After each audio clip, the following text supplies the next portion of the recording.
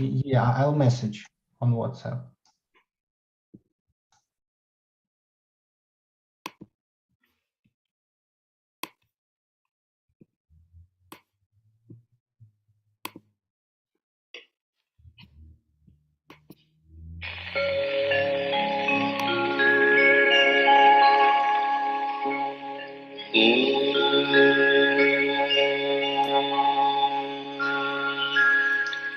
त्वमेव साक्षात्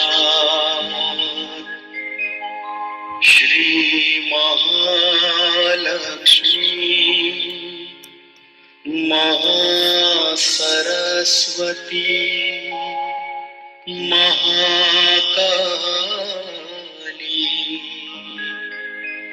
त्रिगुणात्मिका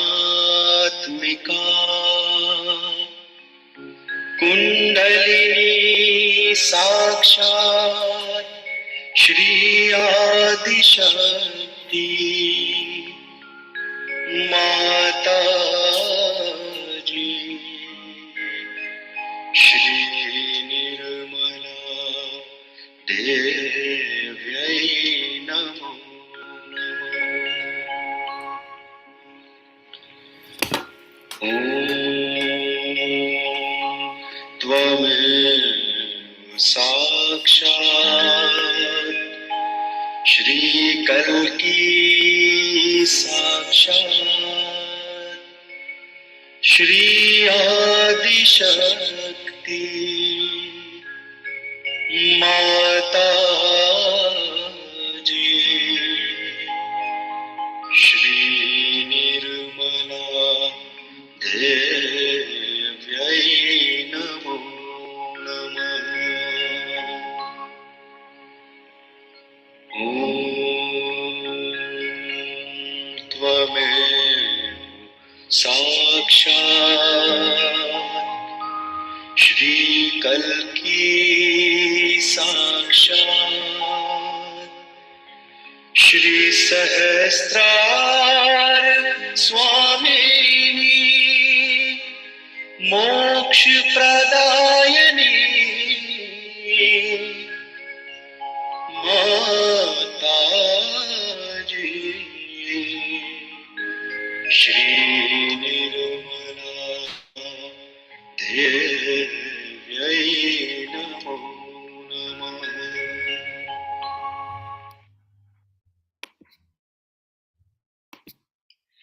Let us all raise our Kundalini and give ourselves bandhan, and we will also bow down to Shri Mataji and do Namaskar.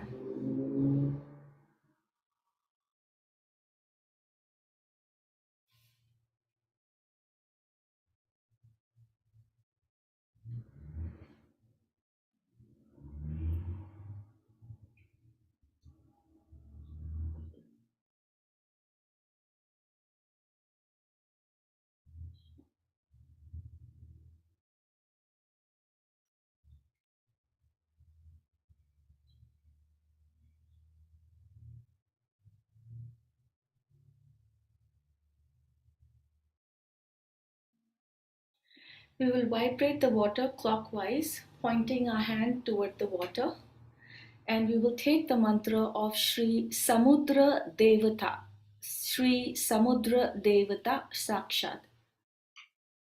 Om Tvameva Sakshat Shri Samudra Devata Sakshat Shri Adi Shakti Mataji Shri Nirmala Devi Namo Namaha.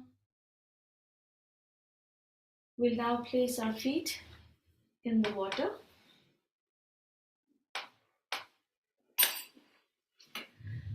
With our right hand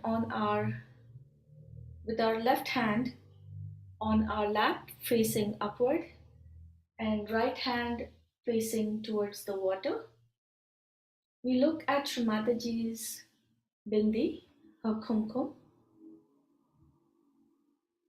And as we gaze at Shri Mataji's kumkum, we bring our attention to our central Muladhara at the base of our spine.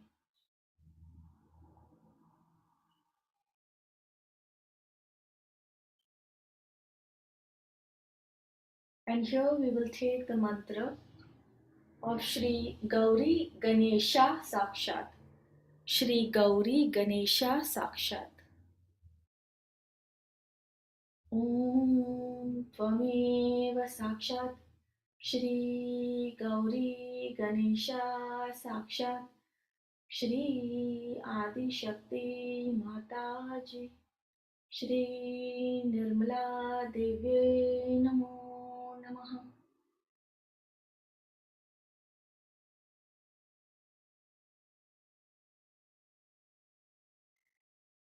Shri Mataji,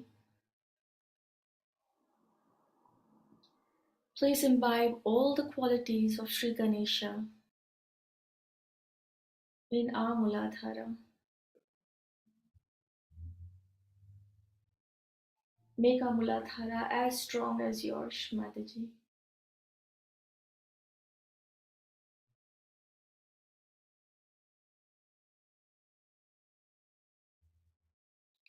We'll raise our attention to our Swadhisthana.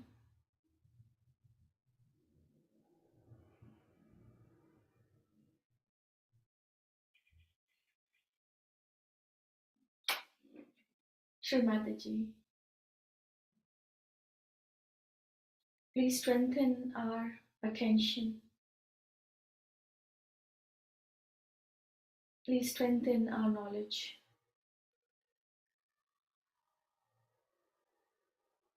Please imbibe all the qualities of Shri Brahmadeva Saraswati in our Swadhisthana.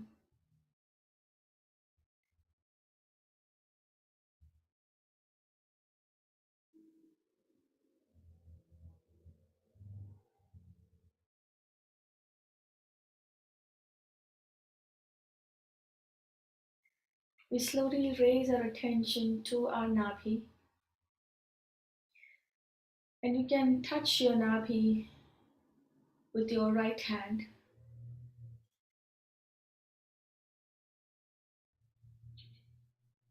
And here we will seek the blessings of contentment, the blessings of satisfaction, the blessing to be out of this evolution into a higher being state.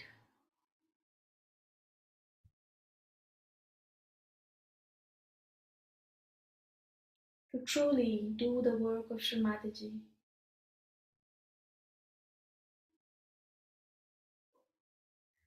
Shri Mataji, please imbibe all the qualities of Shri Vishnu Lakshmi in our Nabhi.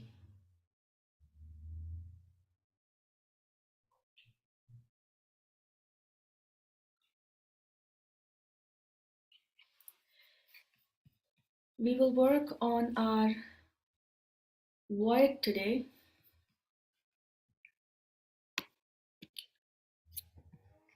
Void, which is the Bhavasagara.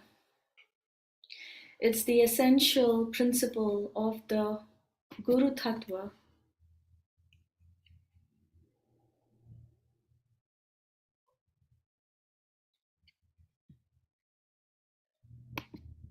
We will take the 10 names of the Adi Guru Dattatreya in our void. And as we take these names, we can move our hand around our Nabhi, which is the void, which is the part where we are in the evolution.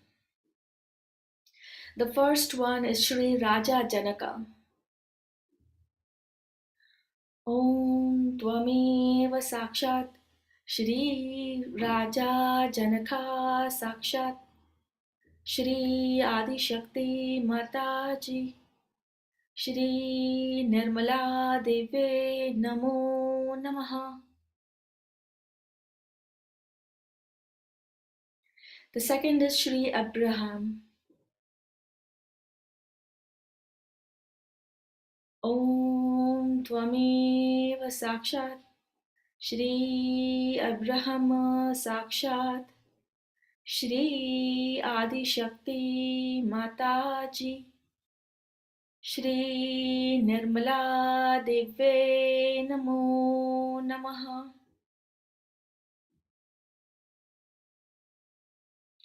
The third one is Shri Zarathustra. Shri Zarathustra. Om Tvameva Sakshat Shri Zarathustra Sakshat Shri Adi Shakti Mataji, Shri Nirmala Deve Namo Namaha. Shri Moses Sakshat. Om Tvameva Sakshat Shri Moses Sakshat Shri Adi Shakti Mataji, Shri Nirmala Deve Namo Namaha. Shri Lao Tse. Shri Lao Tse. Om Tvameva Sakshat Shri Lao Tse Sakshat Shri Adi Shakti Mataji, Shri Nirmala Deve Namo Namaha. Shri Confucius. Shri Confucius Sakshat. Om Tvameva Sakshat Shri Confucius Sakshat Shri Adi Shakti Mataji, Shri Nirmala Deve Namo Namaha.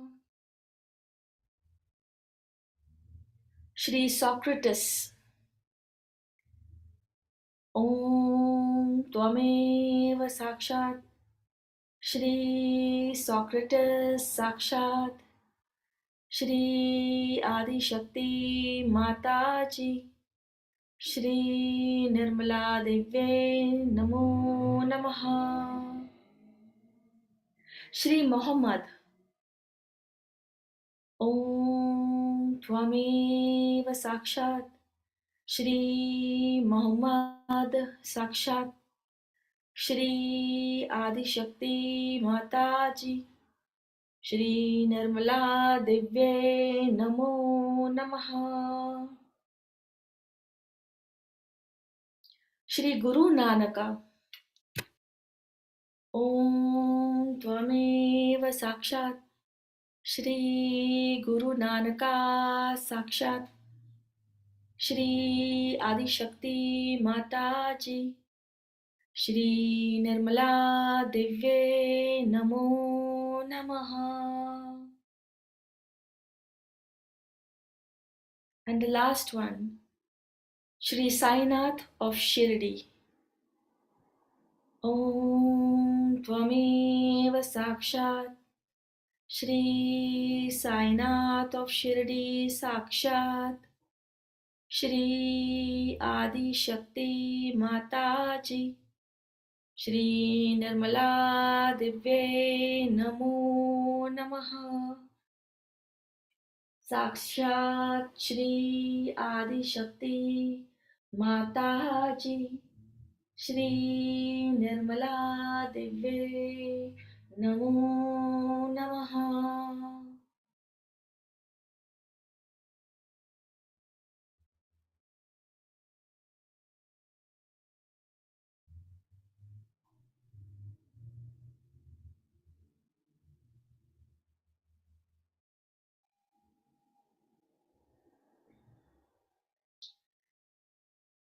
Let's move our right hand to our heart, our left heart.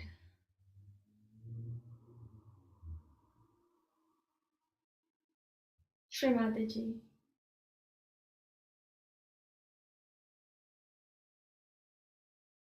Please connect our attention with your attention.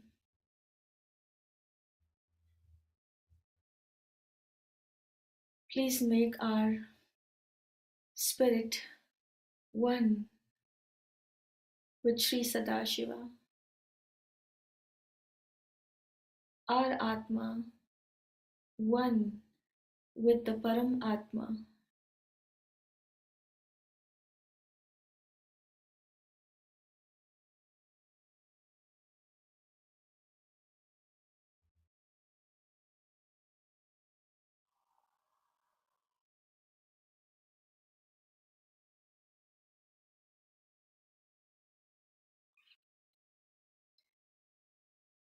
We bring our attention to our central Vishuddhi.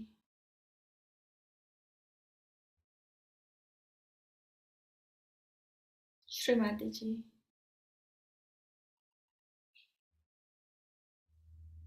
please make us part and parcel of the Virata. Please imbibe all the qualities of Shri Krishna, Shri Radha in us. All the qualities of Shri Vishnu Maya, Shri Vithala Rukmani, Shri Yashoda Mata, Shri Kubera in us.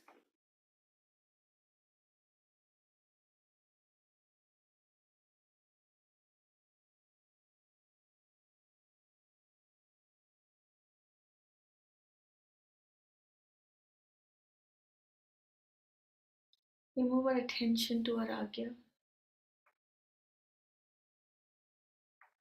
We can keep our right hand on our forehead and take the Lord's Prayer. Our Father, who art in heaven, hallowed be thy name. Thy kingdom come, thy will be done, on earth as it is in heaven.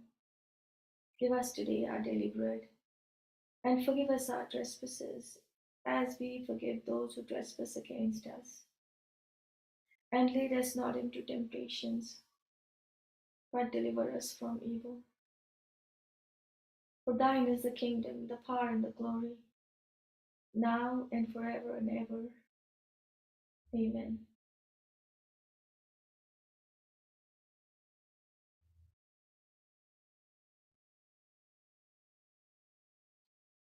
We move our right hand on the back of our head, looking upward.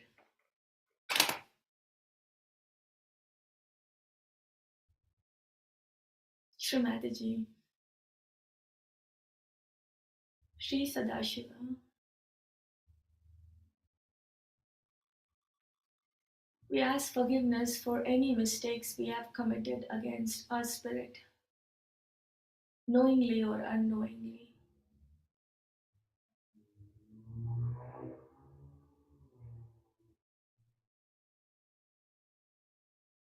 We'll take the mantra of Shri Mahaganesha Sakshat, Shri Hiranyagarbha Sakshat.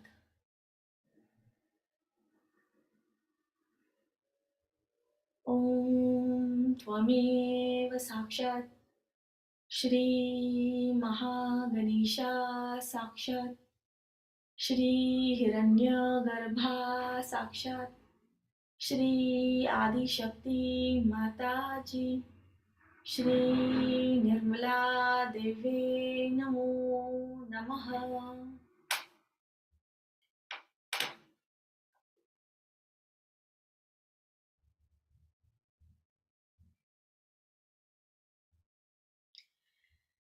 We'll raise our attention above our Sahasrara,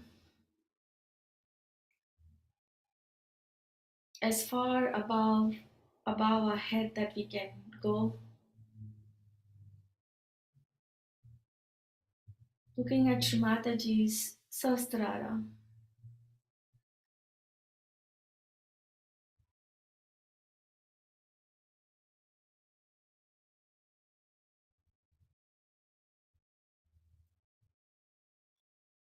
We'll take the mantra of Shri Nirvicharata Samadhi. Om Tvameva Sakshat, Shri Nirvicharata Samadhi Sakshat, Shri Adi Shakti Mataji, Shri Nirmala Nirmala Deve Namo Namaha.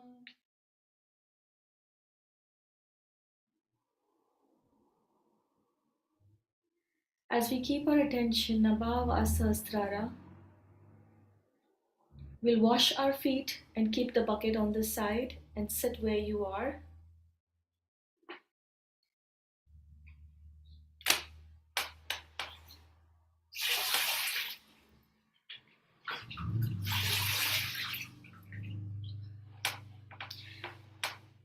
And before keeping the bucket aside your chair, just give it anti-clockwise bandhan without looking at it.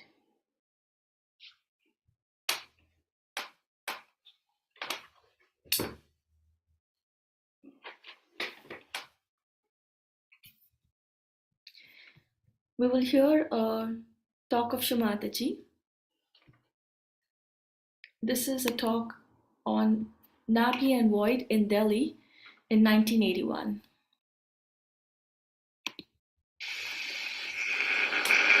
There should be no strain on a particular part of the body.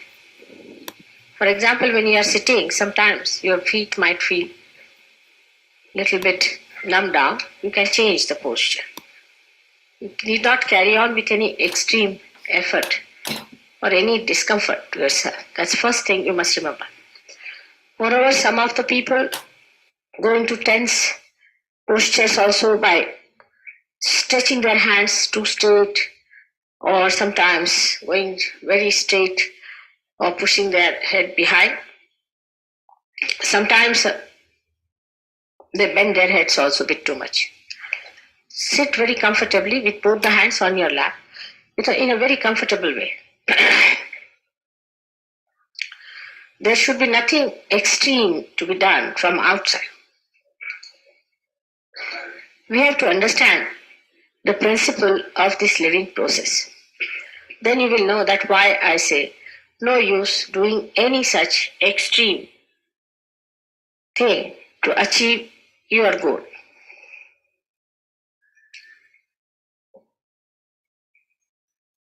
The principle is like this, that this room is all dirty, supposing, or it's in a chaos, or maybe it's in darkness completely. You can't see anything. So you enter inside the room. Your goal is to achieve the enlightenment. Some people will say that let us clean the room in darkness, with blindness. You start cleaning your body. You don't know what you're cleaning. So there is no need to bother about cleaning when you are blind. Some people think if you clear your mind before realization, you'll be better off. You have tried all those things, but in doing so, you have gone to extremes. It's all blindness. All your work is done in darkness. There is no enlightenment. You have to get your enlightenment first. This is what I have realized, that unless and until human beings are enlightened, they cannot cleanse themselves properly. They cannot understand Sahaja Yoga. They cannot understand God. They cannot feel their spirit. Nothing is possible unless and until they are enlightened. It is possible, then when you get the enlightenment, you might find that the light is not coming through properly. There's some shaking in the bulb, or maybe there's some shaking in the shade, or maybe that the room is dirty, that you cannot see things clearly, that you cannot see your image in the mirror, your eyes are weak. For all this, you need a bright light. But without getting the light itself, without knowing something about what you have got within yourselves, how are you going to cleanse yourself? Of course, the light may be dim, but still you can see what is the problem, what is to be done, what is to be cleared up. That's why enlightenment is the first thing. Now for this, even if you clean the whole room, even if you do all that, you have not done the perfect job. On the contrary, you might break some things, you might spoil some things, you may slip down, Anything can happen in darkness. That's what happens to people when they do any sadhana blindly. After enlightenment, you know your way through, you know how to go about it, and you understand everything. The another myth we have that if we cleanse our mind, we can achieve our spirituality. You cannot. Even if this room may be clean, unless and until there is light, there cannot be enlightenment. So the main thing is you have to have an enlightenment. I have known people who lead a very clean and a good life. When they get enlightenment, they get it very fast and have it nicely established very easily, and it is there. But some of the people who lead a very clean and a good life have overdone it to such an extent that they have an ego about it. They think, I don't want anything. I'm perfect. I do no wrong. I'm committing no problem. I'm a very happy person. Such people also get stuck because they do not want the higher things of life. They do not want their spirit to be enlightened.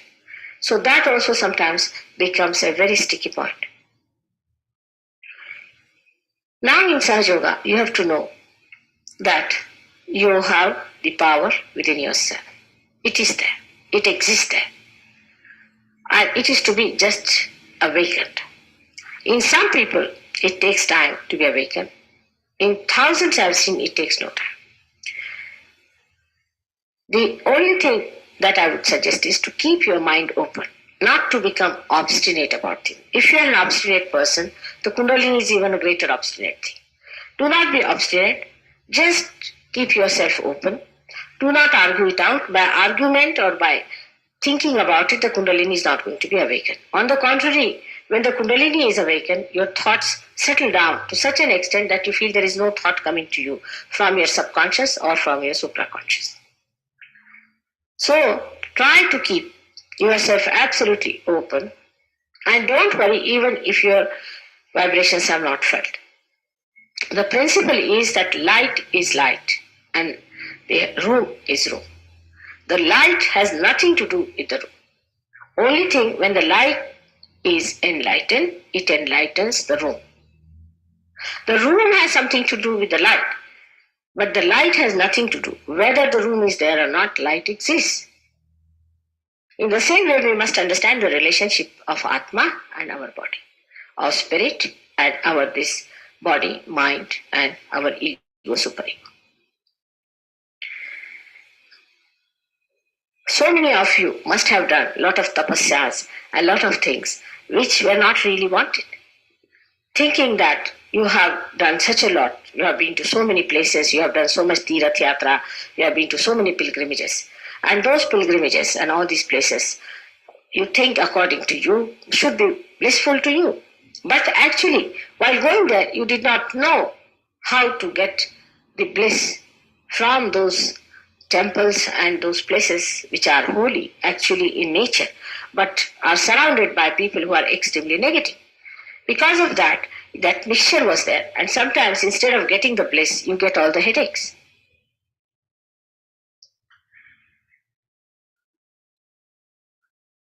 Today, we are going to discuss the void. What we call void in Sahaja Yoga is different from the way people talk of void. Void is the complete visceral cavity, which is called in Sahaja Yoga language as Bhavasagara. Many times you must have heard people singing songs, poets singing songs saying, Bhavasagara se para utaro. What is this Bhavasagara?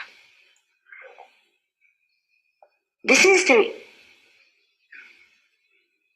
symbol, or this is the reflection of the whole entire universe that is created.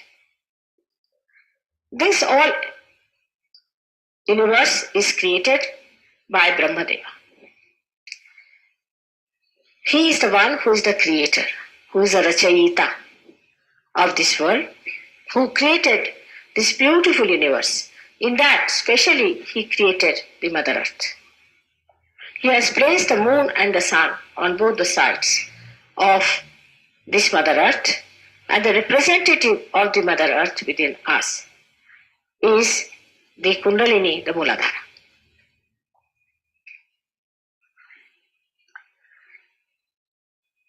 Now this universe exists within us. That is the Bhavasagara. This Bhavasagara exists in many stages in its evolutionary form. And today it is Kali Yuga in this Bhavasagara.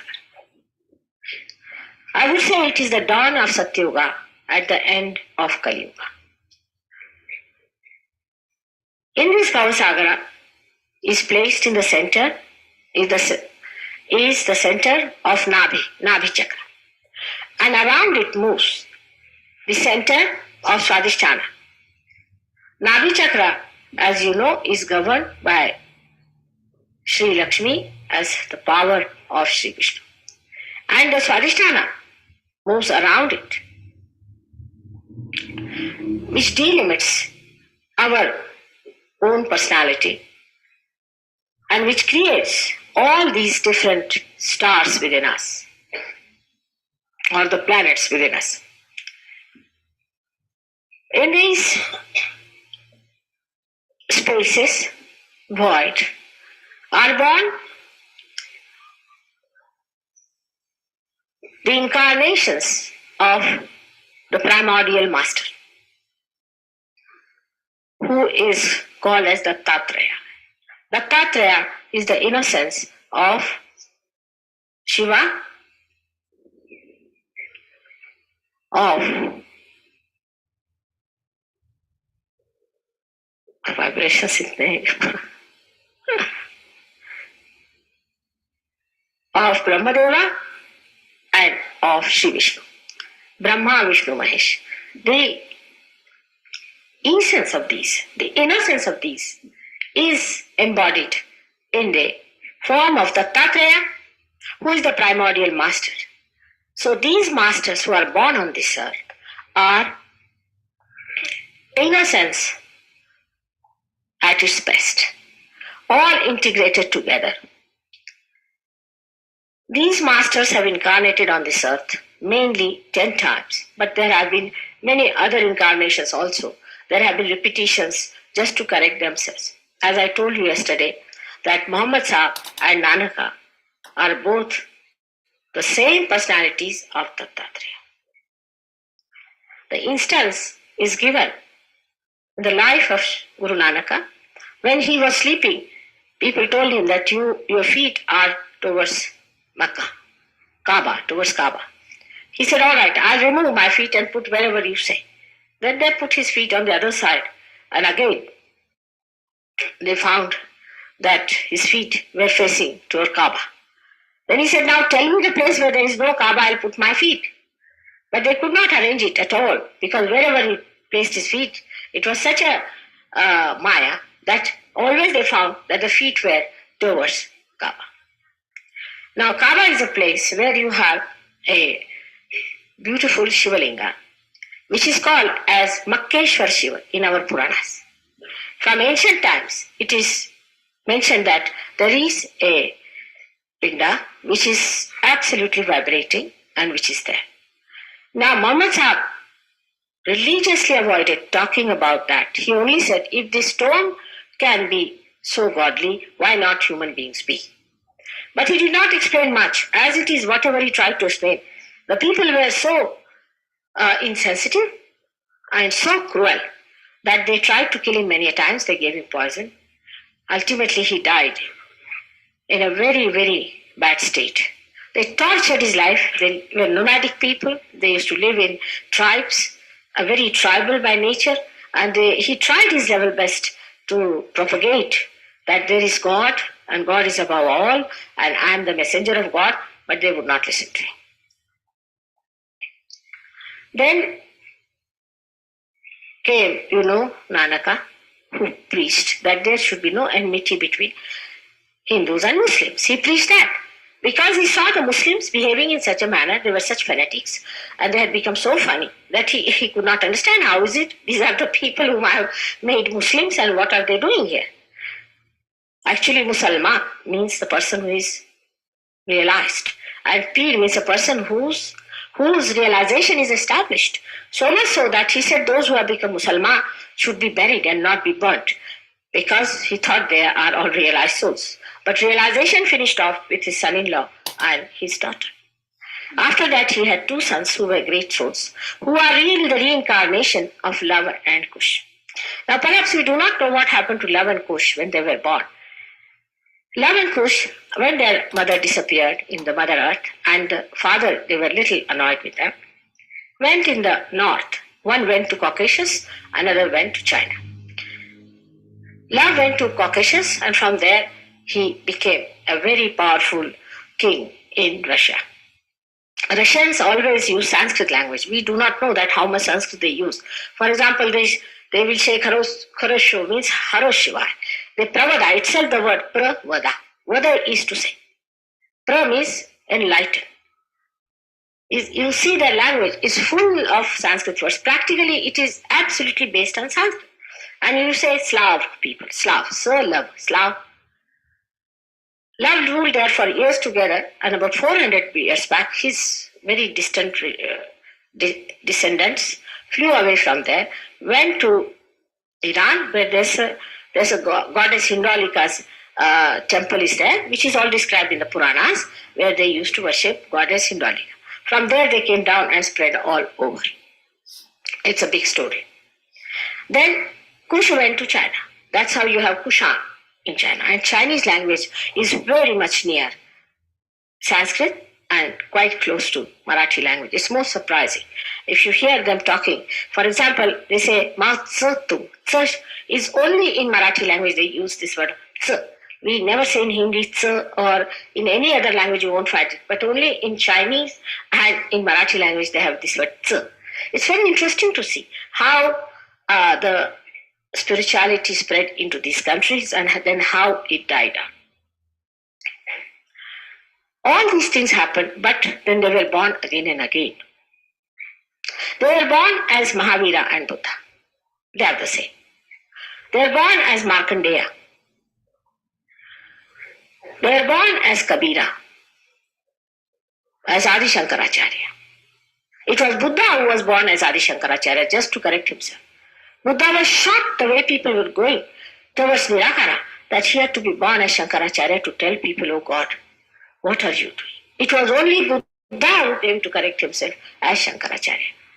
It is so surprising that people are fighting. Buddhists and Hindus are great enemies of each other.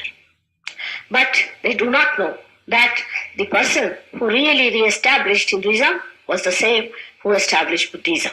So imagine the same personality coming again and again on this earth, tries to correct his disciples, again finds that there are two groups he has created. It's a big problem. Now, Mahavira also was one of them who was born again and again, and he was Markandeya and he was Kabira. The way Kabira lashes people, you can see that he's tremendous. He's like Bhairava. And the power of Bhairava, Kabira has used in his language. But for Hindi poets, it is Sadukkadi, and they have made fun of it. The best thing of a person who doesn't want to face reality is to make fun of everyone. That is the best way. They said, what is he talk? Ida, Pingla, Sushumna, who is he? What does he think of himself? But he was appreciated very much by the saints, and especially by Guru Nanaka, who included all his poetry in his Granth Sahib. He's included so many of these poetry from all the realized souls from Maharashtra also. But I wonder how many Sikhs know that this was for getting realization. He thought that if you write any book, you see, they tried to correct everything just to make people understand that you have to get to it.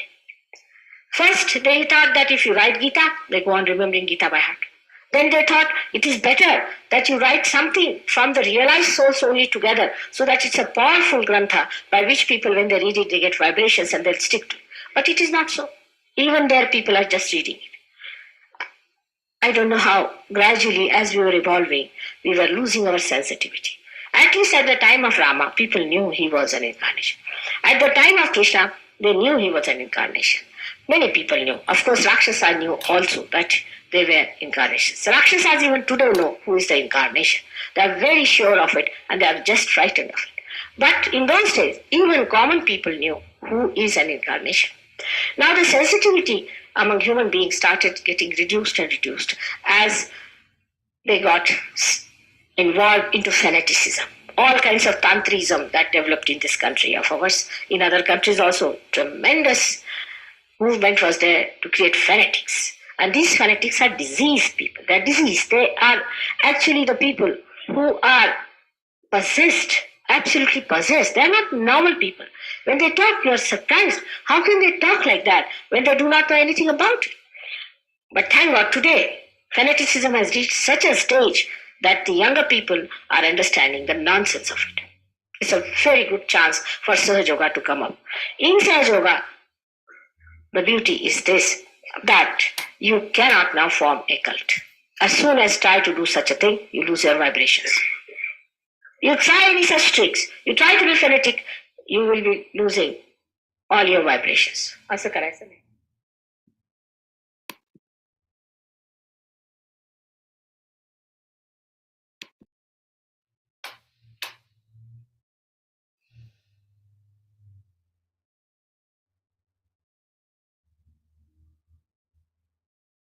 Shri Mataji, please help us to be beyond the identifications of names, religion, country. Please take us to a higher state where we see just everybody with the spirit that is one with you.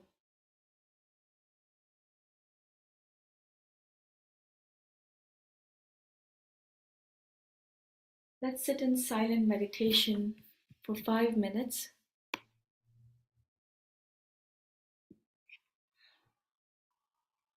And keep our attention again above, as far as you can, above your sahasrara with your eyes closed.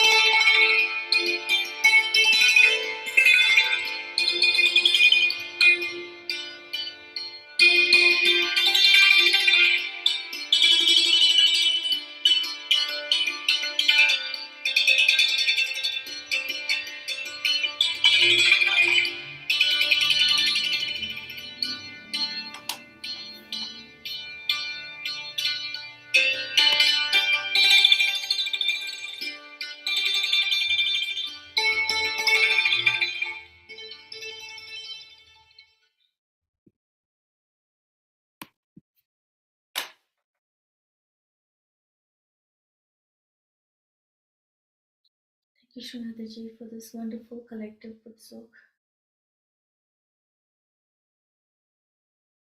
And we humbly request you to please keep us in this meditative state throughout this evening for days to come.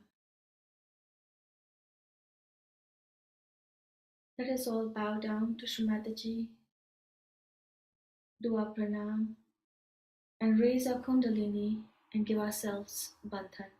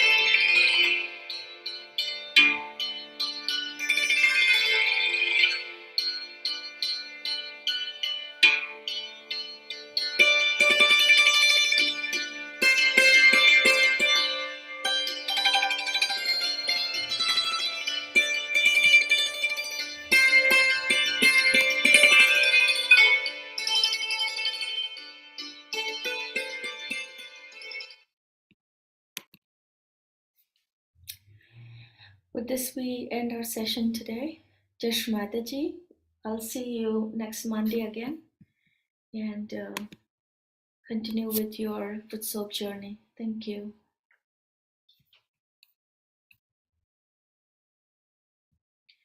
You can also give Bandhan for Anisha Jain.